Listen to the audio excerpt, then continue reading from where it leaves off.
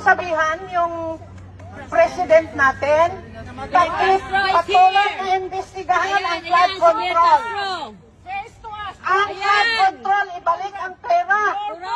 Binibili nyo na lahat ng mga congressman, mga senador, at ang mga justice system.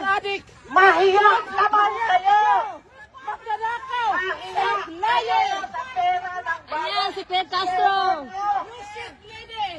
Bring back the money to the coffers of Filipino. Your face is ugly than what you are. Because you're a liar. Ma'am, You're a traitor.